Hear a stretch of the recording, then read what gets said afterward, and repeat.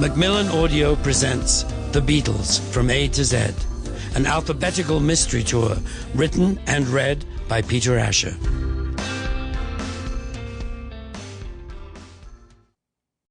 Hi, this is Peter Asher. Being read to is a sublime and particular pleasure.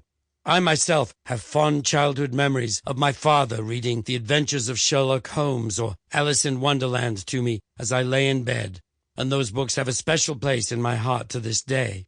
So I am honored and delighted to have been asked to read to you my very first published book, The Beatles from A to Z, which is based on a radio series of the same name, part of From Me to You, my show on Sirius XM. So let us begin.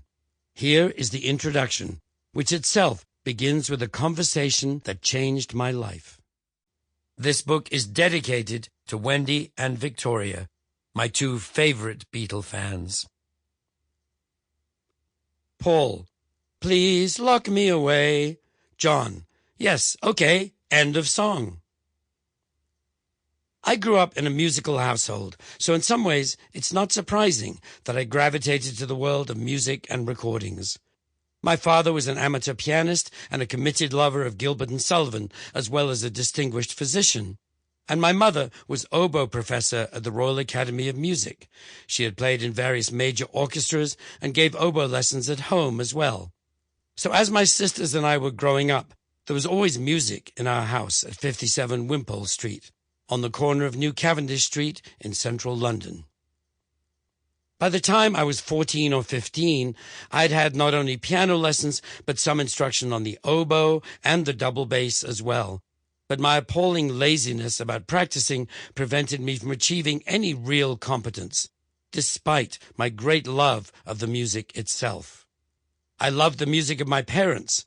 I'm still very happy to listen to a Corelli oboe concerto or a Gilbert and Sullivan operetta, but my passion became all the non-classical music I was hearing from American sources.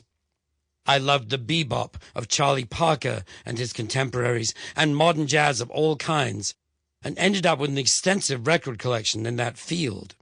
I loved the folk music of Woody Guthrie, Cisco Houston, Leadbelly, Sonny Terry and Brownie McGee, and so on, and I went to Dobell's record shop in the Charing Cross Road to buy what I now realize must have been bootleg acetates of all that wonderful music. And I loved R&B and blues. My curiosity about America itself, a miraculous land of plenty from our point of view, both materially and artistically, was matched only by my love for its music. So I got my first guitar and learned a few chords. I met my friend Gordon Waller at Westminster School in London, and he loved much of the same music and knew a couple more chords than I did. We started singing together, playing pubs and clubs and coffee houses, calling ourselves, it sounds odd now, Gordon and Peter. Eventually, we got a fancier gig late at night in this eating and drinking club called The Pickwick.